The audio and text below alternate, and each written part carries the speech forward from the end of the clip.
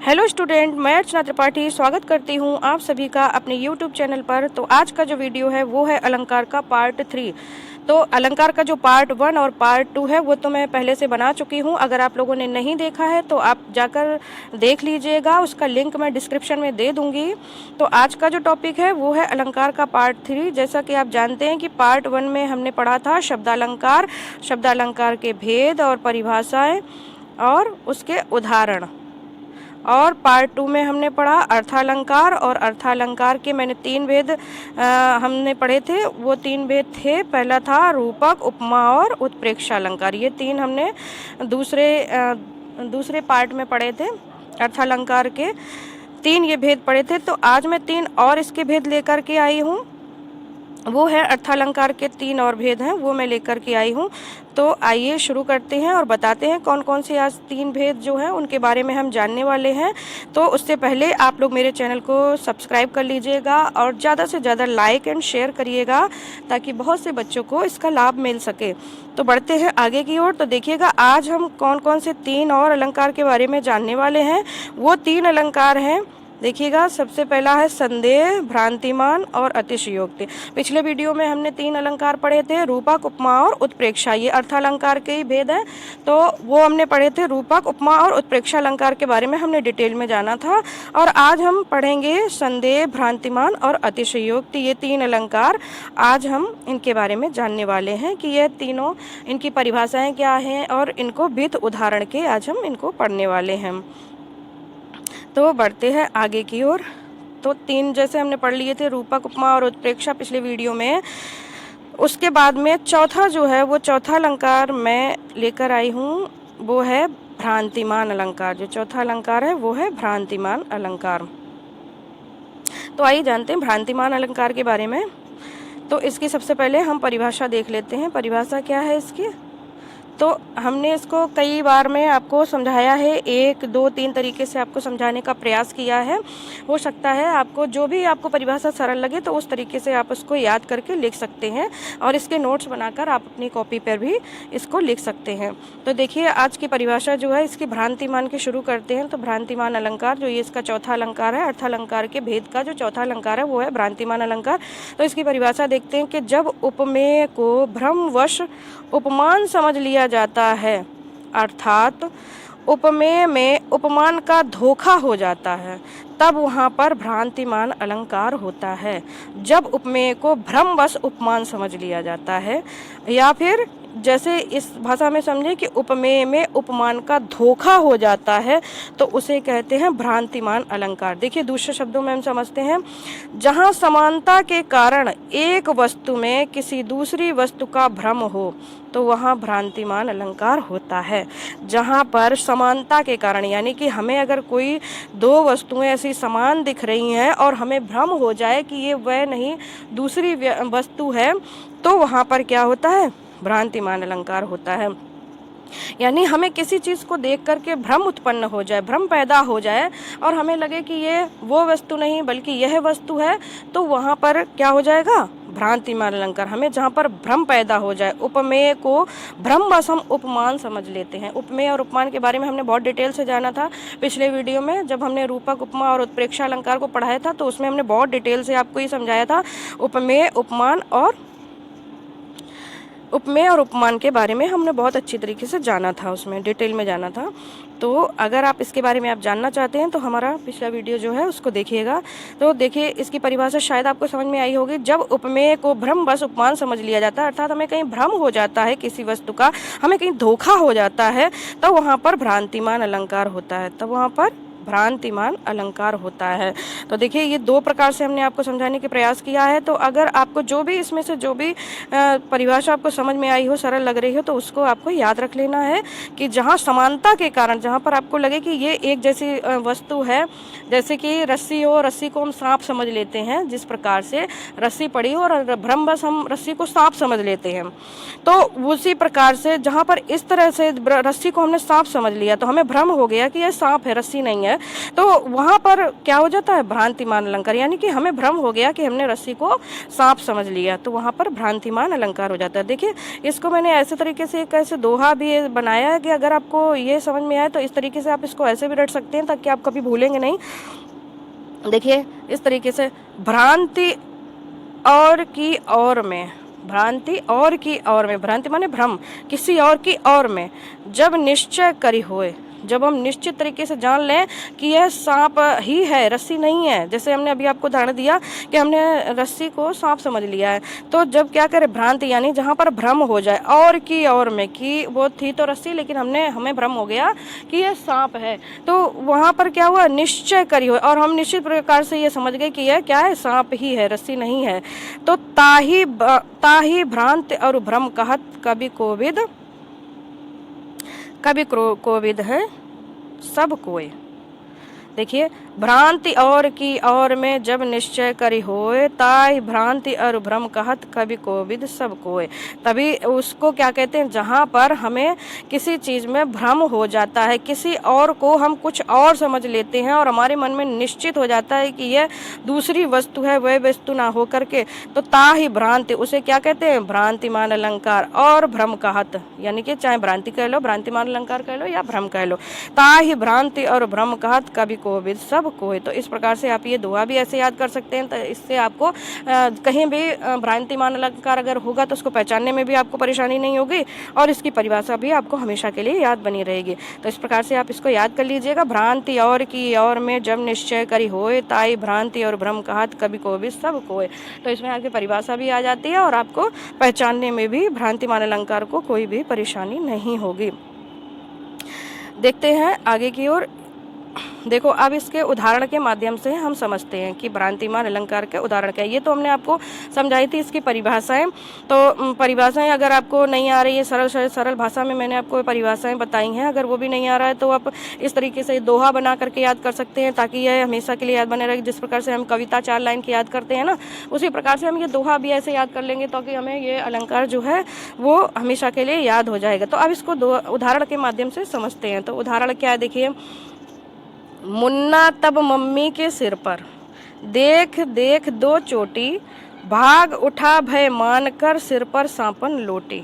देखिए मुन्ना माने छोटे बच्चे ने मम्मी के सिर पर क्या देखी, देख देख 2 चोटी। मम्मी के सिर पर मुन्ना ने यानी छोटे बच्चे ने मम्मी के सिर पर 2 चोटी देखी, तो भाग उठा भय मानकर, उसको भ्रम हो गया क्या कि सिर पर सांपन लोटी। उसको ये लगा कि उसके मम्मी के सिर पर जो है वो सांपन, यानी कि कोई ऐसी नागिन है, कोई सांपिन है, वो मम्मी के सिर पर लोटी हुई है। मम्मी के सिर पर जो है वो चोटी नहीं है बल्कि कोई सांपिन लेटी है। तो यहाँ पर बच्चे को क्या हो गया, भ्रम हो गया। किसका भ्रम हो गया, चोटी की जगह पर उसको सांपिन यानी कि सांप नजर आ रहा, चोटी का उसको सांप का भ्रम हो गया, और वह यह भय खाकर यानी कि भ्रम बस वहां से भाग गया, वहां से भाग उठा। तो उसको निश्चित हो गया यानी कि यहाँ पर कि यह मम्मी के सर पे जो है वो चोटी नहीं है बल्कि कोई नागिन है। तो इसलिए यहाँ पर कौन सा उदाहरण हो गया, भ्रांतिमान अलंकार हो गया। यहाँ पर ये तो था भ्रांतिमान का उदाहरण, बहुत इंटरेस्टिंग भी है, पढ़ने में भी अच्छा लगा। तो आगे देखते हैं, दूसरे उदाहरण की तरफ पढ़ते हैं। दूसरा उदाहरण क्या है, देखिए 2-3 मैंने उदाहरण यहाँ पर दिखाए दिए हैं ताकि आपको अच्छी तरीके से समझ में आ जाए। अगर ये नहीं तो दूसरा कोई उदाहरण, दूसरा नहीं तो तीसरा उदाहरण से आपको समझ में आ जाए। तो देखिए दूसरे उदाहरण की तरफ बढ़ते हैं। दूसरा उदाहरण क्या है, कपिकर हृदय विचार दीन मुद्रिका डार, तब जन अशोक अंगार शीय हरस उठ कर गए हो। तो क्या कह रहे हैं, कपिकर हृदय विचार, ये सुंदरकांड की चौपाई है। जबकि हनुमान जी गए थे सीता जी की खोज करने के लिए, तो वह उसके कदम के वृक्ष के ऊपर बैठ करके फिर उन्होंने जब अंगूठी गिराई, तो अंगूठी जब गिरी है तो उसको देख करके सीता जी को ये लगा कि जन अशोक अंगार, जैसे कि यह अशोक के वृक्ष से कोई अंगार गिरा है। सी हरस उठ कर गए, तो उसको हरस माने उसको बहुत ही आनंद से उठी और उसको गहू माने उसने ले लिया, सीता जी ने उठा लिया। तो सीता जी के मन में अंगूठी को देख करके, यानी कि अंगूठी में जो नग लगा था उसकी चमक को देख करके उन्हें ऐसा लगा कि जैसे कि है कोई अंगार, मतलब कोई आग का गोला है, कोई आग का अंगारा है कोई ऐसा। तो उन्हें यहाँ पर अंगूठी को देख करके ऐसा भ्रम उत्पन्न हो गया। तो यहाँ पर क्या हो गया, भ्रांतिमान अलंकार, यानी कपिकर हृदय विचार दीन मुद्रिका डारे, तब अंगूठी को देख करके उन्हें लगा जैसे कि कोई आग का अंगार है। तो जन यशोक अंगार शीय हरस उठ कर गए हो। आगे देखते हैं दूसरा उदाहरण क्या है। नाक का मोती अधर की कांति से, बीज दामिड़ का समझकर भ्रांति से। इसमें तो शब्द भी आ गया भ्रांति, यानी कि भ्रम हो गया। देख उसको ही हुआ सुख मौन है, सोचता है अन्य सुख यह कौन है।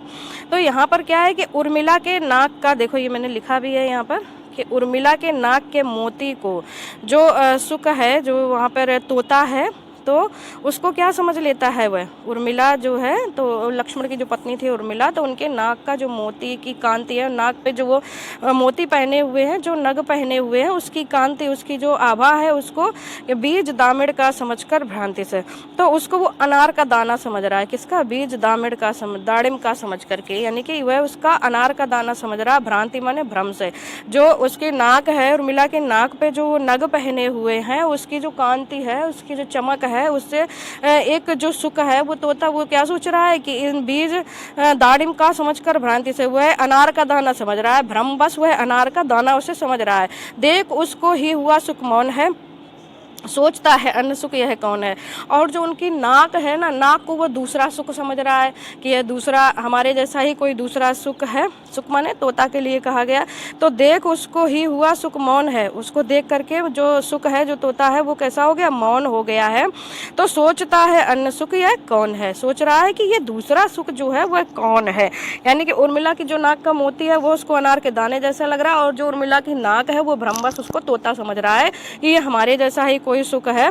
तो क्या कह रहा है कि उसको देख करके जो दूसरा सुख था वो मौन हो गया। तो यानी कि उसको भ्रम हो गया, उर्मिला की नाक के नख को देख करके उसको दूसरे सुख का भ्रम हो गया कि यह दूसरा सुख है। तो यहाँ पर क्या हो गया? भ्रांतिमान अलंकार हो गया। यहाँ पर भ्रांतिमान अलंकार हो गया।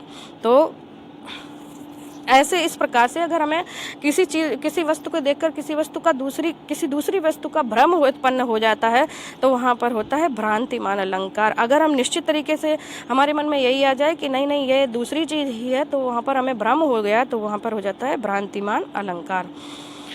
आगे देखते हैं दूसरा अलंकार कौन सा है। दूसरा अलंकार है, ये तो था हमारा भ्रांतिमान अलंकार। अब आ जाते हैं पांचवा जो अलंकार है वो है संदेह अलंकार। पांचवा जो हमारा अलंकार है वो है संदेह अलंकार। तो संदेह अलंकार क्या होता है? देखिए, भ्रम में और संदेह अलंकार में बहुत ज़्यादा कन्फ्यूजन होता है। बच्चों को भ्रम बहुत ज़्यादा, इतना ज़्यादा कन्फ्यूजन हो जाता है कि अगर कोई भी पंक्ति, कोई भी काव्य की पंक्ति पूछ देते हैं कि इसमें बताओ कौन सा भ्रांतिमान अलंकार है या संदेह अलंकार है, तो वहाँ भी बहुत ज़्यादा कन्फ्यूजन हो जाता है।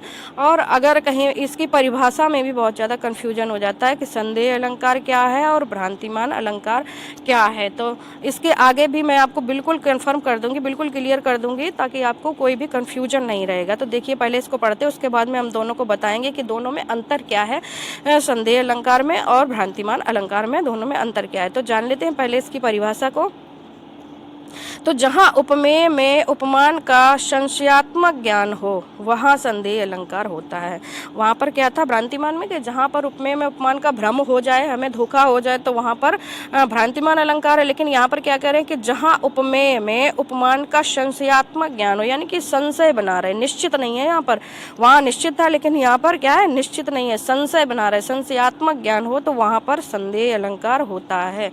यहाँ हमें संशय हुआ है, सिर्फ हमें संदेह हुआ है कि शायद ये सांप नहीं रस्सी है, लेकिन हमें बिल्कुल क्लियर नहीं हुआ है कि नहीं। और जब भ्रम हो जाता है तब हम सांप को बिल्कुल रस्सी ही समझ लेते हैं, तो वहाँ पर हो जाता है भ्रांतिमान अलंकार, वहाँ पर हमें भ्रम हो जाता है। लेकिन जहाँ पर निश्चित नहीं हो पा रहा, हम दुविधा में फंसे हैं कि शायद सांप है या रस्सी है, तो वहाँ पर होता है संदेह अलंकार, क्योंकि वहाँ पर हमें शंका हुई है, सिर्फ हमारा निश्चित नहीं हुआ है कि यहाँ पर क्या है, तो इसलिए वहाँ पर हो गया संदेह अलंकार।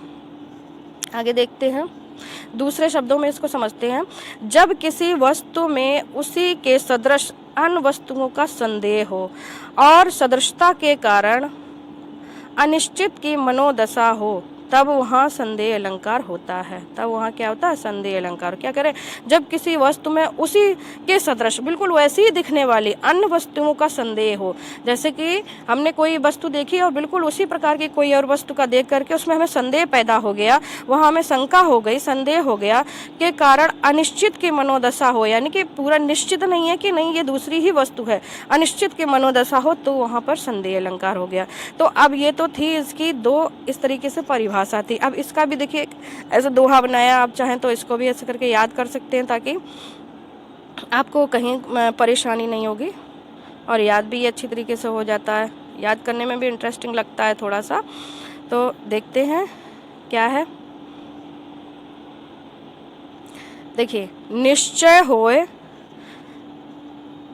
न वस्तु को सो संदेह कहाए।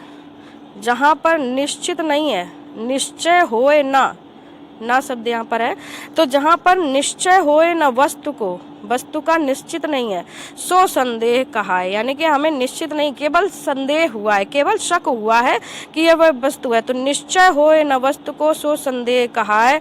कीधो यही धो, देखो कीधो यही धो, यह कि यह क्या है, कीधो यही धो, यह कि यह विध शब्द जताए, यानी कि यह है कि यह है, कि इधर है कि इधर है, यानी कि हम समझ नहीं पा रहे हैं कि यह वस्तु है क्या, मतलब इसका जो इसका वास्तविक रूप है वो हमें समझ में नहीं आ रहा है। तो यहाँ पर संदेह अलंकार हो जाएगा। इस तरह आप याद कर लीजिएगा, निश्चय होए न वस्तु को सो संदेह कहा है। कीधो यही धो, कीधो इधर यही धो, यह कि यह विध शब्द जताए। जहाँ पर यह हो कि यह नहीं, यह है कि यह है, यानी निश्चित नहीं हो पा रहा है कि आखिर में यह वस्तु है क्या, वास्तविक इसका स्वरूप क्या है, तो वहाँ पर संदेह अलंकार हो जाता है। वहाँ पर क्या हो जाता है, संदेह अलंकार वहाँ पर हो जाता है। जहाँ पर निश्चित नहीं हो पाता है तो वहाँ पर क्या हो जाता है, संदेह अलंकार हो जाता है। तो अब इसको भी हम समझते हैं उदाहरण के माध्यम से। देखिए, पहला जो उदाहरण है इसका जो पहला उदाहरण है उसको देखते हैं। सबसे पहले हम देखिए, सारी बीच नारी है कि नारी बीच सारी है, सारी बीच नारी है कि नारी बीच सारी है, कि सारी ही की नारी है कि नारी ही की सारी है। पहला उदाहरण इसका क्या है, सारी बीच नारी। ये कब का है, द्रौपदी का जब चीर हरण हो रहा था, दुशासन साड़ी को खींचते खींचते परेशान हो गया, तो वहाँ पर ये है कि वहाँ पर ये लिखा गया कि सारी बीच नारी है कि नारी बीच सारी है। वहाँ पर इतनी साड़ियों का ढेर लगा था कि पता ही नहीं चल पा रहा था कि सारी बीच नारी, यानी कि साड़ी के बीच में नारी है या नारी के बीच में साड़ी है, या सारी ही की नारी है या नारी ही की साड़ी है। यानी कि वो जो साड़ी थी वो इतनी ज़्यादा थी कि उसमें जो द्रौपदी थी वो दिखाई नहीं पड़ रही, पता ही नहीं चल रहा कि ये सारी बीच नारी है, यानी कि नारी के बीच में साड़ी है कि साड़ी के बीच में नारी आ रहा है। यहाँ पर संदेह हो रहा है, पता ही नहीं चल रहा है कि नारी है कि साड़ी है। तो यहाँ पर कौन सा अलंकार हो गया, यहाँ पर संदेह अलंकार हो गया। दूसरा देखिए, दूसरा उदाहरण क्या है, केदों ब्यों में बीत का भरे हैं भूरि धूम, केतु वीर रस वीर तलवार सी उघारी है, तुलसी सुरेश चाप केदों दामनी कलाप, और केदों चले मेरु ते कृशान शर भारी है। और ये वर्णन है तब का जब हनुमान जी लंका में आग लगा रहे थे, तो अपनी पूंछ में आग लगी जब उनके, तब वो दौड़ दौड़ के और आकाश में उड़ उड़ के बहुत सारे जितने भी वहाँ पर लंका वासियों के घर थे तो उनको जलाने में लग रहे थे। तो उनको देख करके क्या लग रहा है, ऐसे क्यों व्योम में बीत का भरे हैं भूम धूम के, तो वीर रस वीर तल, यानी कि समझ में नहीं आ रहा है कि ये हनुमान जी की पूंछ में आग लगी है या फिर ये कोई बिजली चमक रही है या फिर कोई तलवार की चमक है। देखिए, इसमें मैंने लिखा भी है, हनुमान जी की जलती पूंछ को देखकर लंकावासी यह नहीं सोच पा रहे थे कि यह पूंछ है या आकाश मार्ग में अनेक पुच्छल तारे नजर आ रहे हैं। जब वो दौड़ दौड़ के उछल उछल के सब घरों को जला रहे थे तो लंकावासियों को ये लग रहा था कि आखिर में ये हो क्या रहा है। उनको समझ में नहीं आ रहा था कि हनुमान जी आग लगा रहे हैं या कोई आसमान से तारे टूट टूट के गिर रहे हैं, फिर तलवार से ऐसा लग रहा है जैसे कोई चमकती हुई तलवार है वहां से, अथवा क्या करें, उनको संशय हो रहे हैं, पता नहीं चल रहा है कि आखिर में ये है क्या, अथवा क्या करे इंद्रधनुष है, अथवा सुमेर पर्वत से आग की नदी बह रही है, पता ही नहीं चल रहा ये क्या है, तलवार सी नजर आ रही है या इंद्रधनुष सा बन रहा है, क्योंकि वह दौड़ दौड़ के उछल उछल के बहुत से घरों को जला रहे थे। तो क्या करें कि उसमें ऐसा लग रहा है जैसे सुमेर पर्वत से आग की नदी बह रही हो, इस प्रकार से ऐसा महसूस हो रहा था जैसे सुमेर पर्वत से आग की नदी बह रही हो। तो समझ में नहीं आ रहा है देखो ऐसा लग रहा था जैसे मेरु ते कृशानुसारी भारी है। पीछे हमने देखा पढ़ा है केदों दामनी कलाप, तुलसी सुरेश चाप केदो दामनी कलाप, केदो चलिए मेरु ते कृशानुसारी भारी है। तो पता ही नहीं चल रहा है कि इसमें हनुमान जी आखिर में कर क्या रहे हैं। समझ में नहीं आ रहा कि हनुमान जी आग लगा रहे हैं या किसी सुमेरु पर्वत से आग की नदी बह रही है, या ऐसा लग रहा है जैसे किसी ने तलवार निकाल ली उसकी चमक है, जो आग लगी है उसकी चमक है, या फिर ऐसा लग रहा है जैसे आसमान से तारे पुच्छल तारे टूट टूट करके नीचे गिर रहे हैं। तो यहाँ पर क्या है, यहाँ पर संदेह हो रहा है। तो यहाँ पर क्या हो गया, संदेह अलंकार। यहाँ पर लंका वासियों को जो है वो संदेह हो रहा है, तो यहाँ पर संदेह अलंकार हो गया। देखिए अब देखते हैं कि आपका जो कन्फ्यूजन है उसको दूर करने की कोशिश करते हैं। तो आपका जो कन्फ्यूजन है, इसीलिए मैंने यहाँ पर ये देखिएगा अलग से मैंने इतना बनाया है, संदेह और भ्रांतिमान में अंतर क्या है। यानी कि हमें जब भ्रम हो जाता है, हमें कहीं कहीं ऐसा हो जाता है ना कई बार कि हम समझ नहीं पाते हैं कि कौन सा संदेह अलंकार है कौन सा भ्रांतिमान अलंकार है। वैसे तो अभी मैंने कई परिभाषाएं देकर और उदाहरण देकर आपको समझाया है, लेकिन फिर भी अगर कहीं कोई और ज़्यादा कन्फ्यूजन है तो उसके लिए देखिए संदेह में क्या है, संदेह में निरंतर संदेह बना रहता है। संदेह अलंकार वहाँ पर होता है जहाँ हमें संदेह, जैसे अभी मैंने उदाहरण में आपको बताया कि जो लंकावासी हैं वो समझ ही नहीं पा रहे हैं कि हनुमान जी आग लगा रहे हैं या सुमेरु पर्वत से आग की नदी बह रही है, वो ये समझ नहीं पा रहे हैं। यानी कि उनको संदेह है कि ऐसा हो रहा है, शायद आकाश से पुच्छल तारे टूट टूट के गिर रहे हैं, या सारी बीच नारी है, यहाँ पर नारी है कि सारी है कि साड़ी ही की नारी है, मतलब समझ में नहीं आ रहा है। यानी संदेह बना रहता है। संदेह अलंकार में क्या है, संदेह बना रहता है, वहाँ निश्चित नहीं होता है कि यही वस्तु है। जैसे मैंने एक उदाहरण और दिया, जैसे हमने सांप को रस्सी मान लिया, तो अब हमारे मन में ये भाव उत्पन्न हो रहा है कि पता नहीं ये सांप है कि रस्सी है, सांप है कि रस्सी। तो हमारे मन में संशय बना हुआ है, हम निश्चित नहीं कर पा रहे हैं कि यह रस्सी ही है या ये सांप ही है, तब यहाँ पर संदेह अलंकार होता है। लेकिन और निश्चित नहीं हो पाता है, क्या कह रहे हैं, संदेह बना रहता है लेकिन वहाँ पर निश्चित नहीं हो पाता है। लेकिन भ्रांतिमान में क्या होता है, भ्रांतिमान में भ्रम निश्चय में बदल जाता। हमें जो भ्रम हो गया, जैसे हमने जान लिया, हम अचानक से आए और हमने देखा कि यह यहाँ पर हमें भ्रम हो गया, रस्सी पड़ी लेकिन हमें भ्रम हो गया कि यह सांप है और हम उसको देख के भागे, तो हमारे अंदर निश्चितता आ गई कि ये सांप ही है, तभी तो हम वहाँ से भागेंगे। अगर संशय होगा तो हम थोड़ा सा रुकेंगे, देखेंगे उसको कि ये सांप है कि रस्सी है, लेकिन अगर हमें भ्रम ही हो गया कि नहीं ये सांप है तो हम वहाँ से भागेंगे, भय बस वहाँ से भागेंगे। तो यानी कि हमें वहाँ पर जो भ्रम हुआ वो निश्चित तरीके से हो गया, यानी कि हमारे मन में वो डर बैठ गया। हमने ये अच्छी तरीके से जान लिया कि नहीं नहीं यही वस्तु है, भले ही वो रस्सी है, लेकिन हमने ये सोच लिया मन में कि नहीं नहीं ये सांप ही है, तो हम उसको देखकर भागे। तो यानी कि इसमें दोनों में अंतर यह है, संदेह और भ्रांतिमान में, कि संदेह में निरंतर संदेह बना रहता है और निश्चितता नहीं हो पाती है, लेकिन भ्रम में भ्रम ऐसा हो जाता है कि वहाँ पर निश्चय में बदल जाता है। हम निश्चित तरीके से जान लेते हैं, हमारे अंदर अगर कोई भ्रम पैदा हो गया कि नहीं नहीं यही वस्तु है या यही व्यक्ति है, ऐसा है। तो मैं आशा करती हूँ आपको इन दोनों अलंकारों में जो अंतर है वो समझ में आया होगा। बढ़ते हैं आगे की ओर। आगे देखिएगा, आगे जो अलंकार है, जैसे मैंने आपको बताया मैं 3 अलंकार आज के वीडियो में लेकर आई हूँ, तो वो 3 अलंकार थे, संदेह और भ्रांतिमान, और ये जो छठा अलंकार है वो है अतिशयोक्ति अलंकार। तो देखते हैं अतिशयोक्ति अलंकार को। परिभाषा, सबसे पहले परिभाषा से देख लेते हैं अतिशयोक्ति अलंकार किसे कहते हैं। तो आइए देखते हैं इसकी परिभाषा। जहाँ किसी वस्तु, घटना अथवा परिस्थिति के वास्तविकता का बढ़ा चढ़ाकर वर्णन किया जाता है वहाँ अतिशयोक्ति अलंकार होता है। क्या कह रहे हैं, जहाँ किसी वस्तु की, किसी घटना की या किसी परिस्थिति की, उसकी वास्तविकता यानी कि उसका जो वास्तविक स्वरूप होता है उससे कहीं ज़्यादा बढ़ा चढ़ाकर अगर हम वर्णन करते हैं तो वहाँ पर होता है अतिशयोक्ति अलंकार। सीधे और सिंपल तरीके से आप सीधी भाषा में ये समझ लीजिए कि अतिशयोक्ति अलंकार का मतलब होता है बढ़ा चढ़ाकर बताना, बढ़ा चढ़ाकर बात करना, बढ़ा चढ़ाकर बताना। तो ये तो एक इसकी परिभाषा हो गई। दूसरी एक और मैं इसकी परिभाषा लेकर आई हूँ सरल शब्दों में, वो ये है कि जब किसी की अत्यंत प्रशंसा के लिए कोई बात बहुत बढ़ा चढ़ाकर अथवा लोक सीमा का उल्लंघन करके कही जाए तब वहाँ अतिशयोक्ति अलंकार होता है।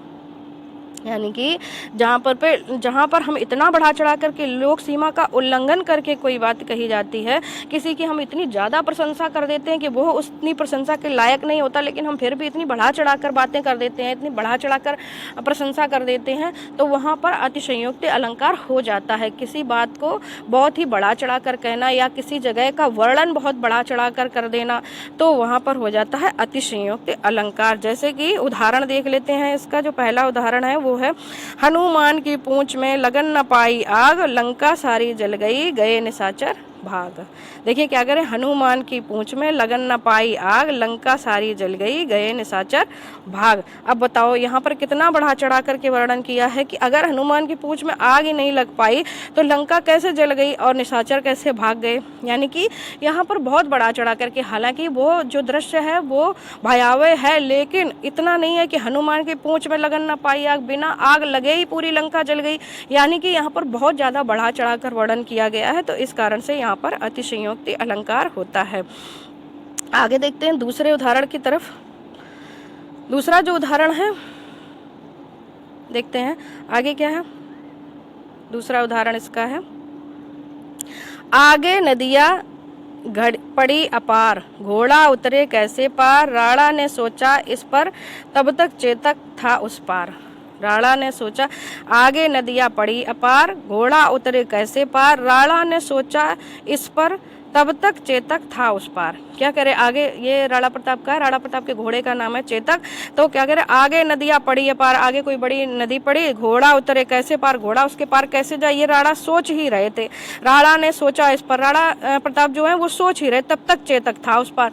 तो राणा की सोच से पहले ही, देखिए यहाँ पर राणा ने सोचा ही था नदी पार करने के, तब तक उनका घोड़ा नदी पार कर गया। तो यहाँ पर वेग के विषय में बहुत बढ़ा चढ़ाकर वर्णन किया गया है। देखिए ये मैंने इसको डिस्क्राइब भी किया है कि यहाँ पर वेग के विषय में बहुत बढ़ा चढ़ाकर वर्णन किया गया है। तो यहाँ पर कौन सा हो गया, अतिशयोक्ति अलंकार हो गया, यानी कि छठवां अलंकार हो गया अतिशयोक्ति अलंकार, कि राणा प्रताप के सोचने से पहले ही घोड़ा पार हो गया नदी के, यानी बहुत ज़्यादा नहीं हो गया तो ज़्यादा हो गया, तो इसीलिए यहाँ पर अतिशयोक्ति अलंकार। अतिशयोक्ति अलंकार का मतलब ही यही होता है कि जहाँ पर बहुत ज़्यादा बढ़ा चढ़ाकर वर्णन कर दिया जाता है, तो वहाँ पर होता है अतिशयोक्ति अलंकार। तो आज हमने जाना इन 3 अलंकारों के बारे में, संदेह, भ्रांतिमान और अतिशयोक्ति अलंकार के बारे में। मैं आशा करती हूँ कि आप लोगों को समझ में आया होगा, लेकिन अगर कहीं कोई डाउट है तो आप मुझे कमेंट बॉक्स में कमेंट कर सकते हैं। तो यह हमारा था आज का वीडियो। तो आप मेरे चैनल को ज़रूर से ज़रूर सब्सक्राइब करें और ज़्यादा से ज़्यादा अपने फ्रेंड के साथ में शेयर करें इसको। Thank you, thanks for watching.